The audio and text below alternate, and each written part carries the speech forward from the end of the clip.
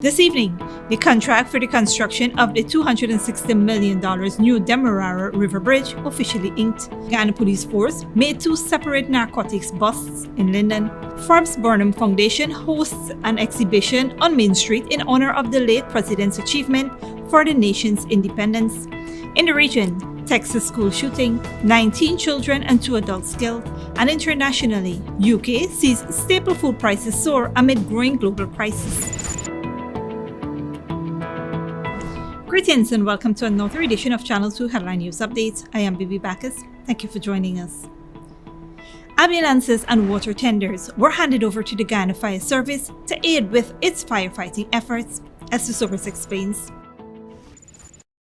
The Ghana Fire Service efforts have been aided by the purchase of 2 ambulances, 2 water tenders, and an air rescue fireman vehicle, all at the cost of $178.6 million Guyana dollars. Minister of Home Affairs Rosen Ben, during a simple handing over ceremony, said this is part of an initiative to ensure firefighters are fully equipped to do their duties. Minister Ben went on to say that the much-needed trucks would strengthen the fire service capabilities as well as people's safety and security. He further stated that because of the high volume of flights at the airport, the firemen must be ready and capable of responding to emergencies involving possible fires and rescue. Acting Chief Fire Officer Gregory Wickham expressed his appreciation to the government while noting that vehicles will also allow firefighters to execute their duties professionally. He further added that people of Guyana depend strongly on firefighters for fire safety, fire protection, and fire prevention, and the fire service wants to offer a service that is of exceptional quality. He said the service would be better prepared with these appliances. Meanwhile, some $19.5 million was expended on purchase of 2 ambulances, which will provide services for residents of Regions 3 and 5. A further $12.7 million was spent to purchase the water tenders to be utilized in Region 4. Further, some $28 million was donated by Anloco Limited of the UK for upgrading of the fire service. For Channel 2 Headline News, Esther Sobers. During the week, the police ranks in Linden Region 10 made 2 separate narcotics busts. Dale Jarvis has more details. Police in Regional Division 10 cracked down on a known drug block at Rainbow City, Mackenzie, Linden on Tuesday, May 24th. Several persons of interest were searched during the drug and gun eradication exercise. A 54-year-old mechanic of Amelia's Ward, Linden, was found with a transparent plastic bag containing substances suspected to be cocaine. After being informed of the offense and caution, the suspect admitted that he sells the substance. He was subsequently arrested and escorted to the Mackenzie police station with the suspected cocaine, which was weighed in his presence and amounted to 4 grams. The man is in custody pending charges as investigations continue. Police in Regional Division Number 10 Tuesday also arrested a 21-year-old for possession of 2 grams of suspected marijuana. Reports are that the police conducted a search exercise on a group of men who were seen ganging up at the corner of Block 22 in Wismar, Linden. The 21-year-old minor of Wismar was found with 2 transparent Ziploc plastic bags containing several leaves, seeds, and stems suspected to be cannabis. He was told of the offense committed and cautioned and admitted that the substance is for his personal use. He was arrested and escorted to the Mackenzie police station along with the cannabis, which was weighed in his presence and amounted to 2 grams. The man was placed in custody pending charges. Reporting for Headline News Update, Dale Jarvis. Thanks, Dale. Stick around after the break. $260 million new Demerara River Bridge contract is officially inked, and Forbes Burnham Foundation hosts an exhibition on Main Street in honor of the late president's achievement for the nation's independence. But before that, here's the bridge retraction schedule sponsored by Antique and Modern Concrete Molding Establishment.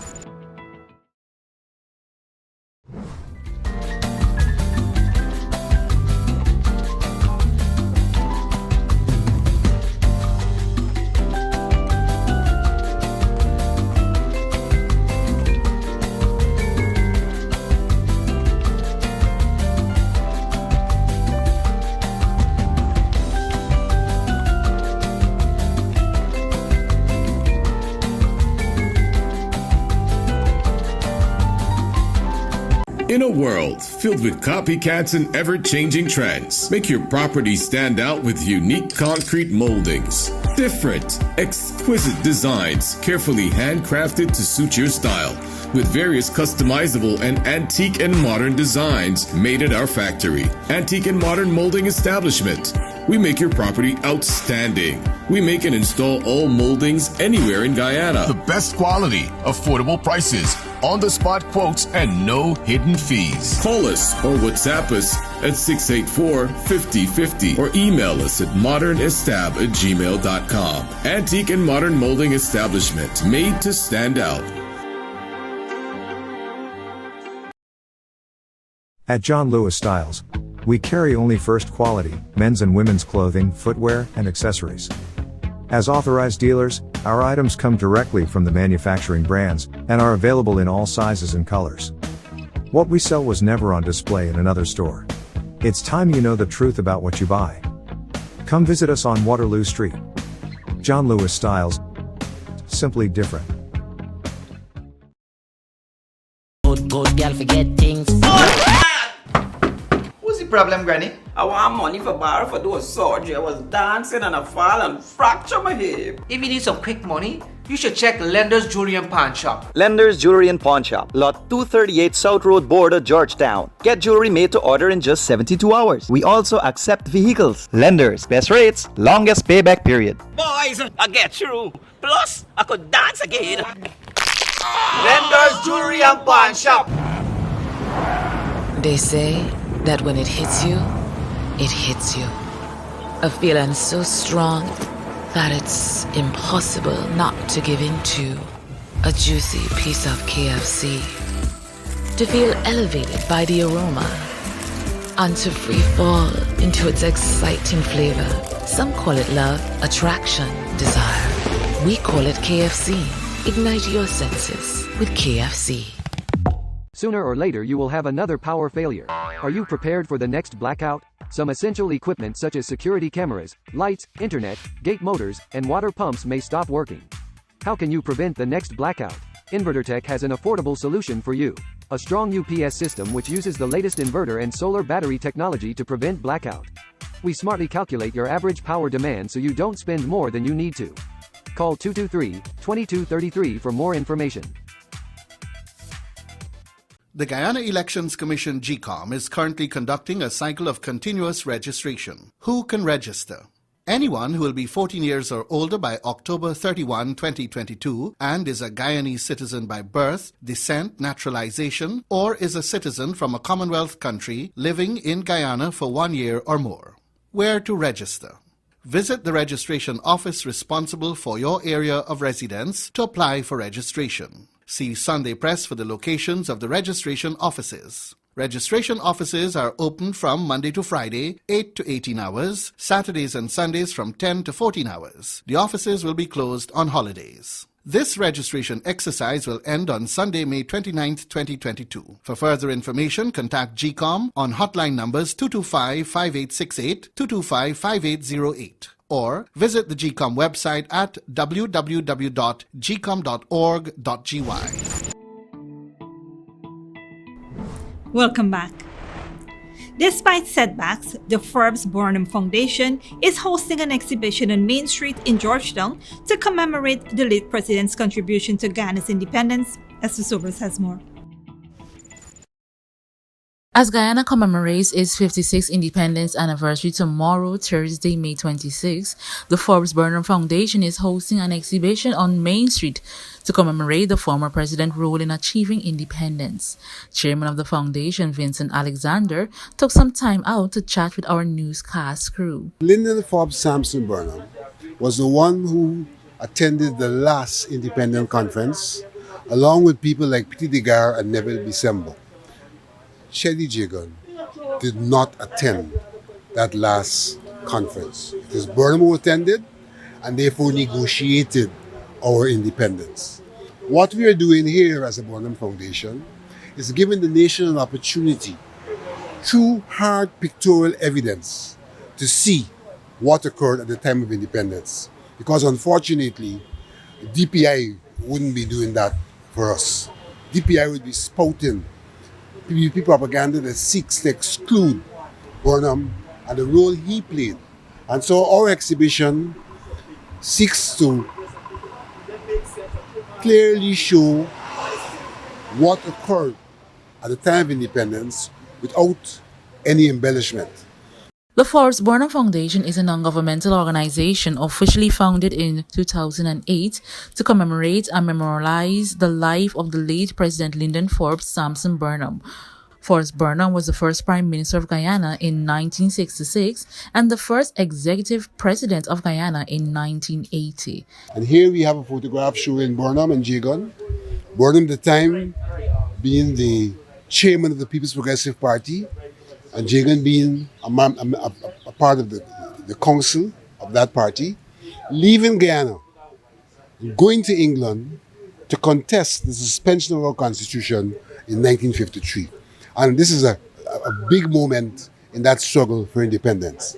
Pictorially here we have a depiction of the Queen's representatives arriving for the purpose of handing over the instruments of independence. We have the pictorial evidence of the instruments being handed over after independence in the National Assembly.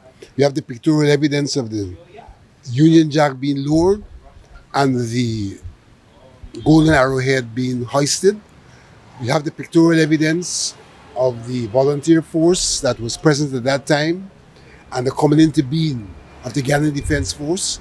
We have what in fact is the pictorial history of what occurred in May 1966, sometime prior and sometime after, all along the path of the struggle for the attainment of and the sustaining of our independence. Mr. Alexander also addressed the matter of Forbes Burnham exhibition being denied permission to display his legacy in the National Library. We know the place in which we now live, and there is a lot of dominance and domination taking place, but not only dominance and domination, but an attempt to rewrite Guyana's history, a lot of revisionism. This here represents Guyana's history. Not allowing this to be in the library is an attempt to have their history rather than our history. As Guyana celebrates its 56th independence tomorrow, persons are encouraged to come to Main Street at the Linden Forbes Burnham Foundation, where there will be steep band and entertainments, and persons can learn more about the life of Mr. Forbes Burnham. For Channel 2 Headline News, Esther Sobers. Thanks, Esther. The Ministry of Public Works this morning inked a contract for the construction of the new $260 million Demerara River Bridge. The contract was awarded to China Railway Construction Corporation Limited. Minister within the Ministry of Public Works, Indar Deodat, during his remarks, said the current bridge, being a major link between regions 3 and 4 for many years, has served its purpose well. It is past its what you call useful life. Over 2.5 decades above its useful life. We are managing it to make sure that people continue to move across the two regions, but every day that becomes more and more of a challenge. The bridge will be constructed at a cost of $260 million. The length of the bridge is 2.65 kilometers in length. The width, at least the width of the driving surface is about 23.6 meters, or around 77.8 feet. There is, it's 2 carriageway, but literally 4 lanes of availability for driving services. The bridge is a hybrid design at the navigation span, which is what we call a high span. There will be a cable stay operation there, or design there. And there will be a box T beam girder and the remainder of it. China's ambassador to Guyana, Guo Haiyan, said the bridge is a very important project and is critical for persons living on both sides of the river. This new bridge will effectively promote the flow of people and logistics on both sides of the river, save economic and time costs of transportation, and promote regional development. We expect that, through working hand in hand by all parties, the project will be smoothly promoted and completed with high quality as planned. Minister of Public Works, Bishop Juan Edgehill, said it has been a long and challenging road leading to the signing of this contract. The signing of this contract today is truly monumental and will lead to construction activities never before witnessed in our urban space. There is going to be some inconveniences on the land side as well as in the river, perhaps even in the air over the next 2 years, as piles are driven on the land and in the water, or as sand is transported to the work site, or as the towers are constructed to connect the cable stay section of the bridge. But at the end of the inconvenience, we will have achieved monumental progress and development. We expect that from the time we start construction, within 2 years, we will deliver to the people of Guyana this bridge. Senior Minister within the Office of the President with responsibility for finance, Dr. Ashni Singh, who was also at the event, made a special request to Minister Rindar. My call to the Minister of Public Works and his team would be to ensure that now that we have gotten to this point, to kindly ensure that the project is executed on time and with the highest of specifications, so that generations of Guyanese can enjoy the benefits of this iconic new Demerara River Bridge that we're launching today.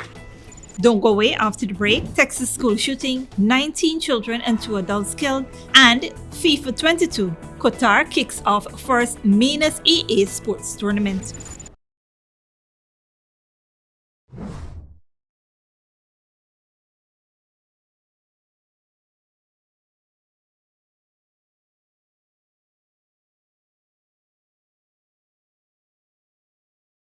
The Guyana Elections Commission GCOM is currently conducting a cycle of continuous registration. Anyone who will be 14 years or older by October 31, 2022 and is a Guyanese citizen by birth, descent, naturalization, or is a citizen from a Commonwealth country living in Guyana for 1 year or more. It is your civic duty and legal responsibility to apply for registration if you are eligible. When you do, you would be issued a national ID card and be listed to vote at future elections if you meet other eligibility criteria.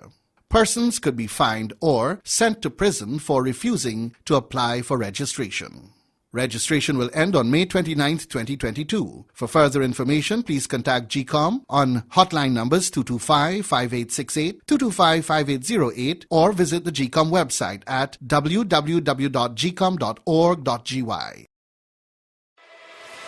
Furnishing your home or office has never been easier. Here at Kissoon's, our inventory of locally made and imported furniture, offered at amazing prices, will leave you wanting more. From vinyl, floor rugs and carpets, bedroom, dining and living room sets, mattresses, pillows, office desk, chairs and filing cabinets, outdoor benches and tables. We have a piece of furniture for every room imaginable in your home or office. Check out our flagship store at Industrial Site Rijnveld or one of our branches in New Amsterdam, Port Morant, Riverton and Camp Street. Kissoon's Furniture, furnishing homes for over 50 years. The Guyana Elections Commission GCOM is currently conducting a cycle of continuous registration. Who can register? Anyone who will be 14 years or older by October 31, 2022 and is a Guyanese citizen by birth, descent, naturalization, or is a citizen from a Commonwealth country living in Guyana for 1 year or more. Eligible persons can apply for new registration if you were never registered, name change if you have changed your name since you were registered, correction if registration information is incorrect, and transfer if you have changed your address since you were registered. See Sunday Press for more details. This registration exercise will end on Sunday, May 29, 2022. For further information, contact GCOM on hotline numbers 225-5868, 225-5808, or visit the GCOM website at www.gcom.org.gy. Sooner or later you will have another power failure. Are you prepared for the next blackout? Some essential equipment such as security cameras, lights, internet, gate motors, and water pumps may stop working. How can you prevent the next blackout? InverterTech has an affordable solution for you. A strong UPS system which uses the latest inverter and solar battery technology to prevent blackout. We smartly calculate your average power demand so you don't spend more than you need to. Call 223-2233 for more information. when you need money and you gotta get it fast. Creative Jewelry and Pawn Shop is the place for that confidential transaction in a quiet and secure location. You'll get the highest value per pennyweight for your gold and also enjoy the lowest interest rates and longest payback period too. Yes, for that instant transaction to solve a pressing financial problem. That Creative Jewelry and Pawn Shop, 46 Boyle Place, that's between the Ministry of Housing on Brick Dam and White Castle Fish Shop. Be your first and only choice. Creative Jewelry and Pawn Shop, safe and sound, solid and secure, always there for you. Telephone 231-7878 and 223-8955. Welcome back. Now we take a look at news in the region and around the world. It is time to turn this pain into action. This is the message from the US President Joe Biden after 19 young children and 2 adults were killed in a school shooting in Texas. Al Jazeera's Rob Reynolds reports. A shocking act of violence has ripped yet another American town to pieces. An 18-year-old gunman stormed an elementary school in Uvalde, Texas, Tuesday afternoon and opened fire. Salvador Romas, an 18-year-old male who resided in Uvalde, it's believed that he abandoned his vehicle and entered into the Robb Elementary School in Uvalde with a handgun, and he may have also had a rifle. As of now, no motive is known for the mass shooting. The 600 children who attended the primary school were aged from 5 or 6 to about 12 years old. At this point, the investigation is leading to tell us that the suspect did act alone during this heinous crime. The killings come less than 10 days after a gunman who posted racist rants online killed 10 people at a grocery store in Buffalo, New York. Gun laws in Texas are among the least restrictive in the country. There's no minimum age limit for children to possess firearms in Texas. The U.S. averages about 10 mass shootings per week. Nearly 200 mass shootings have happened so far this year. That includes 27 school shootings. These kids weren't unlucky. This only happens in this country and nowhere else. Nowhere else do little kids go to school thinking that they might be shot that day. The murders of the school children in Uvalde brought this response from President Joe Biden. When in God's name are we going to stand up to the gun lobby? When in God's name we do what we all know in our gut needs to be done? Despite polls that show a majority of Americans favor tougher gun laws, the efforts to pass national gun legislation have been blocked time and time again by Republicans and a few Democrats in Congress. With an estimated 390 million guns owned by civilians in the U.S. and few effective limits on gun ownership, the horror in Uvalde will likely be repeated again and again. Rob Reynolds, Al Jazeera. Internationally, global food prices have hit an all-time high in recent months. They are being driven upwards by the war in Ukraine, the pandemic, and climate change. Al Jazeera's Nuvia Barker reports. Trouble at the tills. The price of staple foods has soared in recent months, with as many as 2 in every 5 Britons now buying less to eat. And for the first time in 40 years, inflation, the gradual increase in the cost of goods and services across a year, rose to 9%, with the governor of the Bank of England warning of apocalyptic food price hikes. Further back the supply chain, the middlemen are trying their best to absorb the rising costs. This is London's biggest wholesale food market, where the industry is experiencing a perfect storm of problems, from the pandemic to Brexit, and more recently the war in Ukraine. The crisis going on in Ukraine, with the floods going on in Spain, the various packaging costs, fuel costs. Brexit hasn't helped as well in terms of all the extra paperwork that has to be done. Who knows what's around the corner? You know, if the war continues, it's going to get worse. The winter's going to get worse. Look at what we're looking at now. You know, the cost of heating, the cost of electricity. It's all going up and up and up. Russia and Ukraine are some of the world's largest producers of cooking oils, fertilizers and grains. used in everything from bread to animal feed. But the conflict means goods are stuck in ports or rotting in fields. Producers and sellers are used to dealing with unpredictable situations, from low yields to economic pressures to supply chain problems. But rarely have the issues come this thick and fast, leaving no time for companies to recover, leaving everybody from field to fork counting the cost. And what's a worry for wealthy Western consumers is potentially catastrophic for some of the world's poorest. In Somalia, already crippled by drought, the war in Ukraine's pushed fuel and fertilizer prices up by 40%, while in India, a decision to ban grain exports to protect domestic supplies threatens to push global wheat prices even higher. In the UK, the national dish, fish and chips, is the canary in the coal mine. Oil's gone up, petrol's gone up, diesel's gone up. It all adds on to everything, and Joe Public's paying for it. We're all paying for it. And how much more can we pay for? The cost of cooking oils increased 30% in 3 months, and cod and haddock are becoming more expensive as global warming's driving fish stocks further north, forcing fishermen to spend longer at sea. And now Russian fish has disappeared from the market. Industry bosses fear a third of the UK's fish and chip shops could close in the next 9 months. As the world bounces back from the pandemic, it's now out of the frying pan and into the fire. Neve Barker, Al Jazeera, London. And finally, some of the world's best players of the football video game FIFA are competing in Qatar at the moment. The tournament has a prize pool of $50,000. The tournament comes at a time when competitive gamers are being more widely accepted as athletes. Al Jazeera's Sohail Malik reports. The idea that sitting in front of a screen playing video games makes someone an athlete is laughable to many. But for these guys, it's no joke. Competitive video gaming is increasingly being accepted as a sport. Kaylan is a 3-time South African champion of football game FIFA.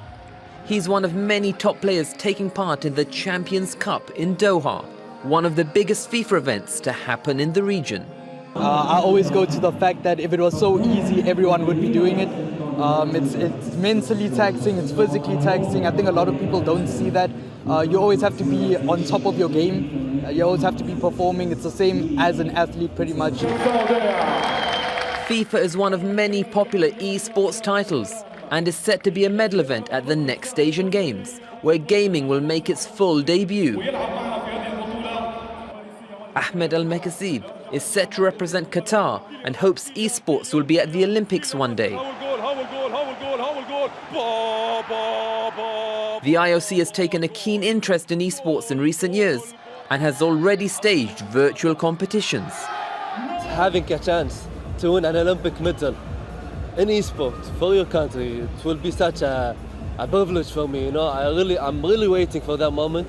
Hopefully it kicks off with the Asian Games. There is, however, skepticism within the esports community about the IOC's intentions. The industry is already estimated to be worth more than $1 billion. It has established teams, broadcast deals and major tournaments that often fill large arenas and attract millions of viewers online. We're pulling the crowds. The Olympics is starting to lose its shine a little bit, so I think the Olympics needs esports more than esports needs the Olympics. The debate will go on as to whether gamers are really athletes and whether they really belong at global sporting events. What is for sure is that the global popularity of esports shows no signs of slowing down. Sohail Malik, Al Jazeera, Doha. And that is it for today's regional and international news. Here now is your 3-day weather forecast.